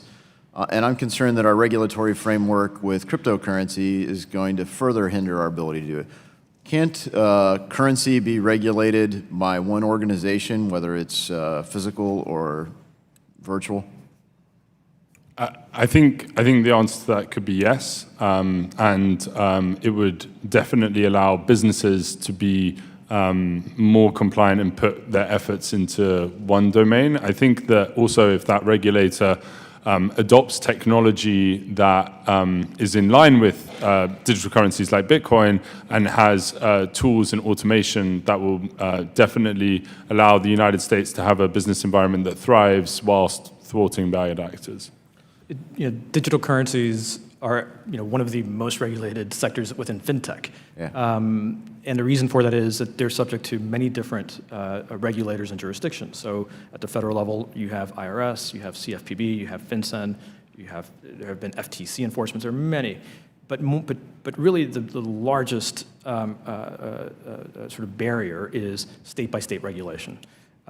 Because if you're a digital currency exchanger or some other kind of custodian for digital currencies, the consumer protection regulation today is done at the state level. So if you're an exchanger, you need to get a license from every state in which you do business. Right. Yeah. So you made that point, and it's a good one. But why is digital currency so much different than foreign exchange? Why would it be? What is necessary to be treated differently about this, other than you have to have different technology? Because digital currency exchanges are considered money transmitters, and money transmitters are regulated at the state level. So are foreign currency exchangers. Sure, and right. So it's kind of the same, right? You have the CFT. Aren't they essentially involved in the same business? If I want to convert U.S. dollars to pounds sterling or euros or RMB, whatever, you can do that through. It's similar. The one really different piece is that foreign currency is defined in law, whereas digital currency is defined as basically the other category. But that's as far as money laundering is concerned. I think also it is different in the sense that you can operate very, and this is probably too technical for this setting, but there are many different types of business model that can exist built on blockchain technology, which may not have perfect analogies in the existing financial system, which require people to actually understand the technology in order to regulate it properly. All right. I look forward to working with you all. My time has expired. Mr. Chairman, I yield back. Thank the gentleman. As time has expired, the chair now recognizes Mr. Hill for 5 minutes. I thank the chairman very much. Appreciate the panel's time. This has been a really interesting discussion about a topic that probably needs more exposure in Congress across a number of committees. Ms. Han Rodriguez, I was particularly interested in your testimony because we've had a lot of talk about the currencies, we've had a lot of talk about blockchain, but I'm real interested in the ways that we have our laws, our regulations, our oversight structured in such a way that we do a better job in our government of either assessing their need for oversight, regulation at the federal level, or the interdiction, capture, and discovery of them. So you referenced extensively in your testimony about our MLATs around the world between the United States and our allies and other countries. And you referenced some need to modify our MLATs for this particular purpose. Could you go a little bit more specific and tell the committee just what particularly we ought to amend in our basic MLAT treaty with other countries to capture this discovery and prosecution area? Thanks. And I should note that this isn't just a problem. I also did a number of cybercrime cases not involving cryptocurrency. This MLAT problem is not unique. And you can be broad in that. Right, and so it really is a problem. I think if you talk to prosecutors across the country who are dealing with cybercrime and cryptocurrency cases, they will tell you one of the biggest problems is the problems of getting MLATs through. And it's always, we're in a good position where we have an MLAT, right? Because at least then we have a country we can work with. But the problems are essentially these. I mean, the speed, the MLAT process was developed decades ago, and in the days where you didn't have email even, right? These were done maybe by couriered mail, and the problem is that the systems have largely stayed the same. And I'll just give you an example. I had an MLAT going, and it was to a receptive country. The actual company in that country wanted to give us the data. They would have emailed it to us right away, and it would have let us get the bad guy instead of letting that bad guy keep doing bad acts. But instead, we have to go through the MLAT process, and even to get it out of our own country to theirs took 5 months. So have you seen an effort by the Department of State and the Department of Justice to form a task force between the two and streamline and make recommendations? And is there anything Congress can do particularly on that? I don't know that it's a State Department issue. I think it's more handled out of the Office of International Affairs, and the Justice Department is the entity that handles the MLATs. And one of the things is you go from, like, say, I used to be in headquarters, but I've been out in San Francisco for the last 8 years. I'm out in the field. I draft up the MLAT. I have to send it back to the OIA attorney. They have 5 levels of review. I think it's off with the country, but no, lo and behold, it comes back to me so we can fill out a budget form so that we can get it translated. In other words, it hasn't even gone to our foreign counterparts who are sitting there waiting to turn over the evidence to us. Well, the budget form's completed, and then we have the ship is in the dock waiting to transport. Right. Well, then we have to go to a certain kind of not just any translator. Yeah. Only certain ones are approved. Well, they have a backlog because they have all the government contracts, so they're not going to be able to translate ours quickly. Okay, so you already see the point. The problem is even leaving, even a fully baked MLAT to get overseas, it doesn't happen for months. And that's in a good case. That's in a high priority case where the department's willing to pay to expedite and the rest. And the problem with that system, Congressman, is that what ends up happening is we even now need to send MLATs to get evidence preserved. Well, if a company overseas has a 3-month, as some of these telecom companies do, have 3-month preservation periods, if we don't get an MLAT request over for 6 months, our evidence is just gone. So I think part of the problem is internal and the processes by which it goes, and I don't want to upset any of my colleagues in the Justice Department by suggesting that Congress needs to form a task force, but it is something that really needs to be looked at, the process, in the age of cybercrime and in the age where we're moving to a world where more and more evidence in every case is electronic, right? No matter the type of case. So that's, I don't know if that illustrates. Well, I appreciate your passion on the answer. This has come up in previous testimonies in the last Congress, not quite with the passion and the direct answer that you've given today, and I appreciate your service in criminal prosecutions, your service to the people of the U.S., and Mr. Chairman, thank you for the opportunity to question. Thank you. Gentleman's time has expired. The chair now recognizes Mr. Budd 5 minutes. Thank you, Mr. Chairman, and thank the panel as well for your time. I think it was Mr. Brito, you asked earlier, or you mentioned about you would lose, as you lost a dollar bill in a fire, you could lose virtual currency. Isn't there some sort of a virtual wallet that is recommended or a best practice? And if so, could you, if that does exist, can you explain what that is and how it works? Sure.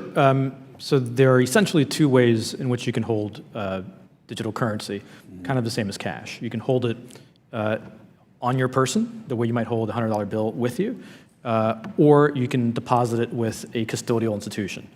So if you deposit it with them and they are regulated and you trust them and they have good security measures, that's pretty safe. If you decide to hold the digital currency yourself, it has one advantage that a dollar doesn't, which is you can make a backup copy. Of course, you have to keep that backup copy safe. But that's essentially it. You want to use some good, reputable wallet software, something that is open source and that has been audited by the community. And you want to make sure that you have good backups in safe places, and that you never forget your password. Okay, very good. There was a great interview recently. I think it's a good 101 for a lot of us in here that are new to this, on the Tim Ferriss show with Nick Szabo. I don't know if he's a recognized name in your industry, but it was a great primer earlier this week for me. I went to Seoul, Korea last week, into the DMZ. And as we looked over into North Korea, you could see there's not much of an economy there. And yet it's a country that we've seen is very strong in cyber offense. And they've doubled down on that, as we know, moving towards a nuclear state as well. But with their cyber, what do we see, and I'll open this up to the whole panel, what do we see a country like North Korea doing with illicit uses of virtual currencies?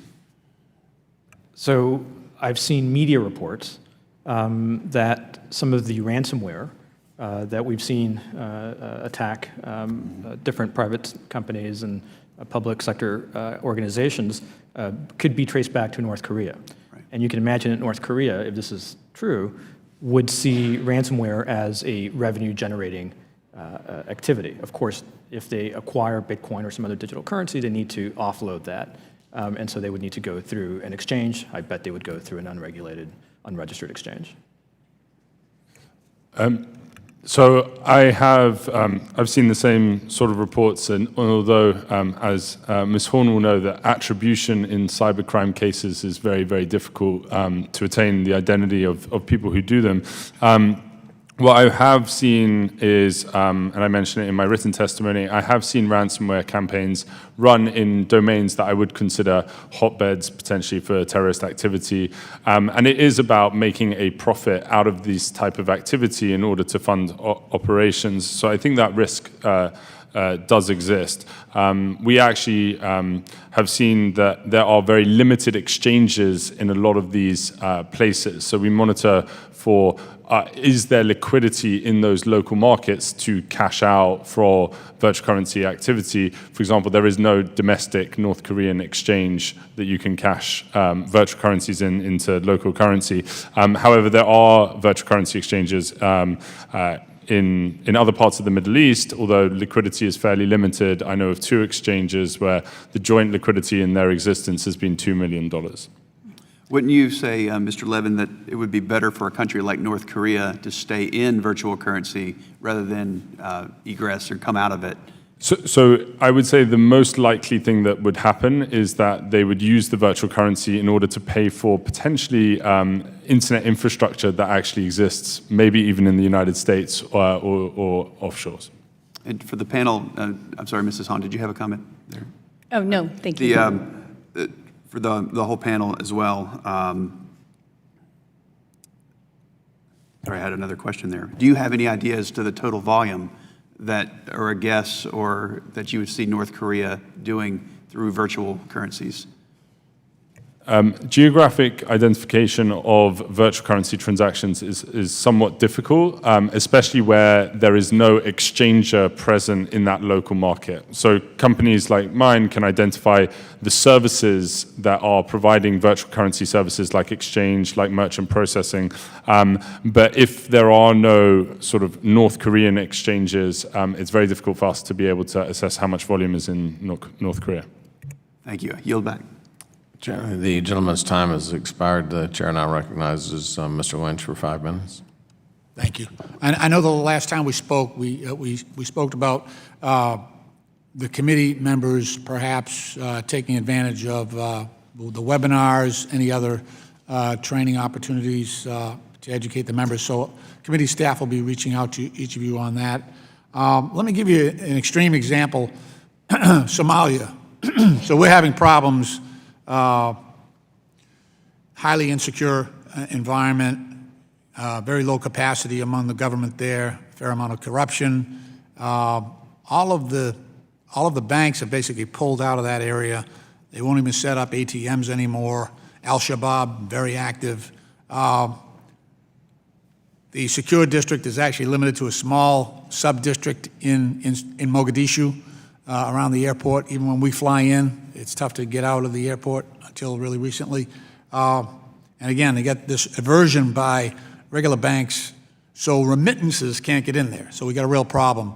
How could this system, cryptocurrencies, I know we're sort of wargaming this on the fly, but how could this help in an area like that where we've had so there's so much reputational risk on the part of the banks that they won't go in there because of ironically, because of our anti-terrorist financing laws, Bank Secrecy Act and all those. So the banks won't go near it because they'll say, we don't want to be prosecuted in case Al-Shabaab gets the resources.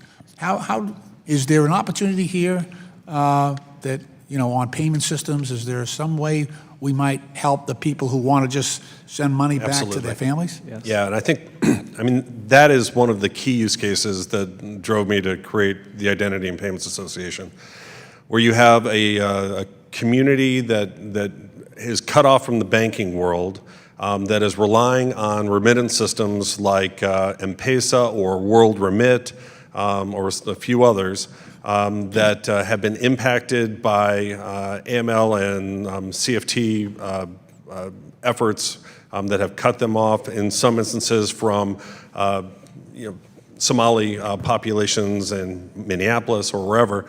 And while they're relying on those systems now, they are prone to disruption, and certainly having an enhanced in this case, cryptocurrency, decentralized virtual currency connection point with those systems, if done in concert with somebody like World Remit, who is a very responsible player and tries very hard to identify the users of its system, then you would have an even more reliable, more transparent component where you would have Bitcoin or a blockchain-based system be able to interface with those last mile mobile payment remittance providers. So yes, I think it would be able to extend the secure paradigm further out into the Somali populations to allow them to get money to those people who need it the most and do it in a responsible, transparent way. But you're going to have some sort of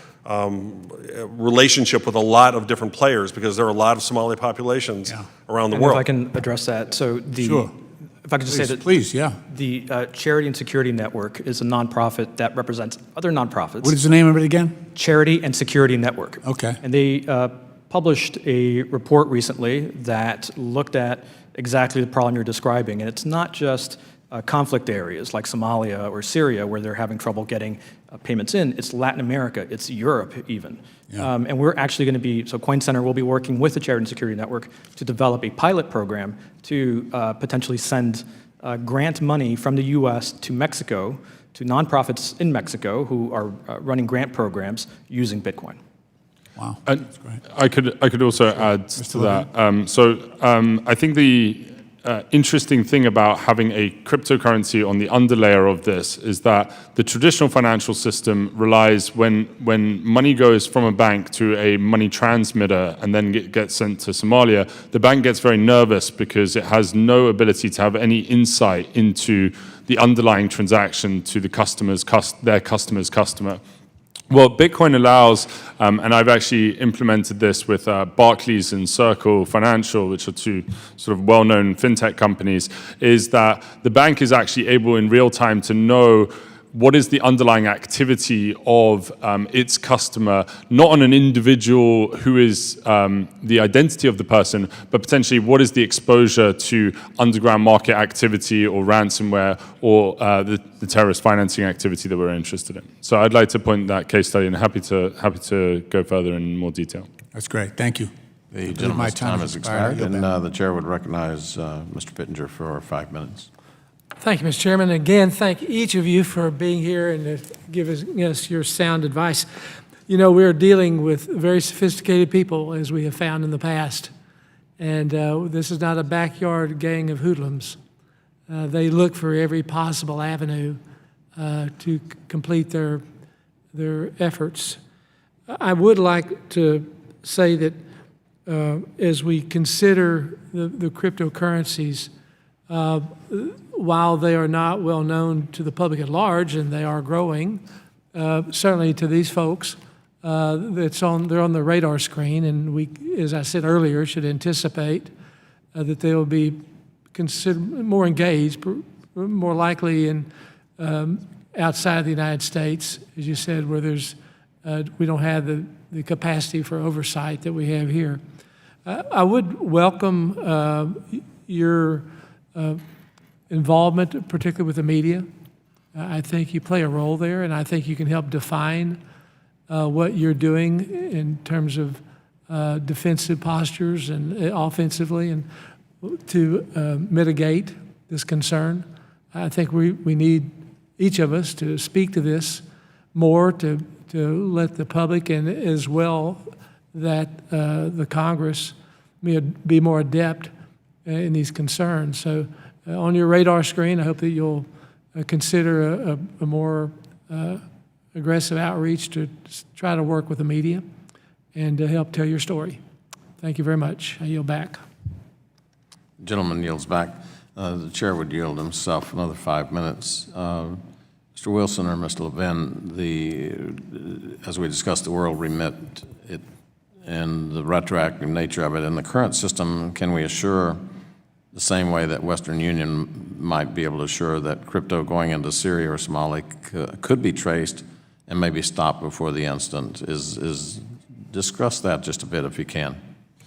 Sure, Mr. Chairman. So when you send virtual currency transactions outward, you may not know the geographic distribution of that, where the person you're about to send it to. Because if you consider Bitcoin, it is transfers within Bitcoin are not sent to routing numbers or account numbers that have any real-world identification system.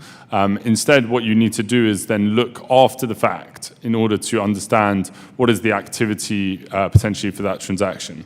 If we go back to the analogy of the masks, if you are sending it to someone that you have seen before, then you might know that this is, yes, this Bitcoin address does belong to a virtual currency exchange in Iran, for example, and you would be able to block that at the time of transaction if you are an exchange here in the US. However, if someone is using a new virtual currency address, which are quite easy to create, there is no way to know that at the time, and instead these companies are forced to retrospectively look at all of their transactions in order to identify, what was the activity maybe after the fact.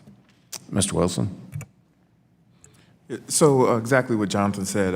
What we do is after the fact, look at the transaction. We can tell, again, if this is something that's masked and we've already tagged it to be a nefarious exchanger or a nefarious entity, we can then, alert the institution that's making this transaction and say, hey, this is, a possible, a place that you don't want to send money to. So that's kind of how it works right now.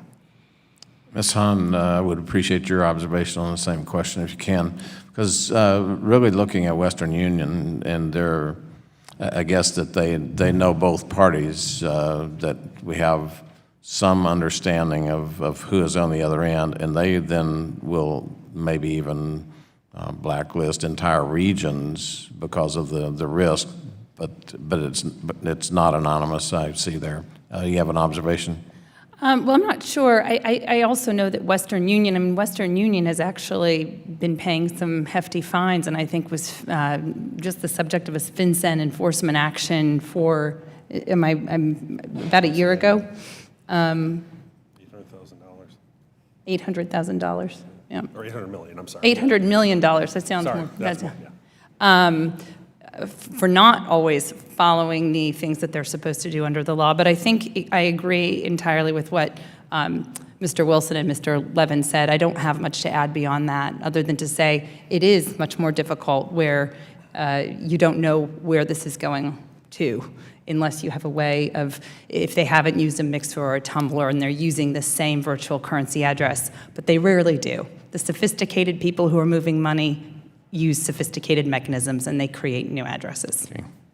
Well, I'd like to thank each one of you today for your testimony. Without objection, all members will have 5 legislative days within which to submit additional written questions for the witnesses to the chair, which will be forwarded to the witnesses for their response. I ask our witnesses to respond as promptly as able. I would mention that I think everyone on the subcommittee really appreciates the directness and the depth of your analysis and the substance of your answers. I think that all of you have provided very valuable insights into a field that we must be learning a lot more about. With that, the hearing is adjourned.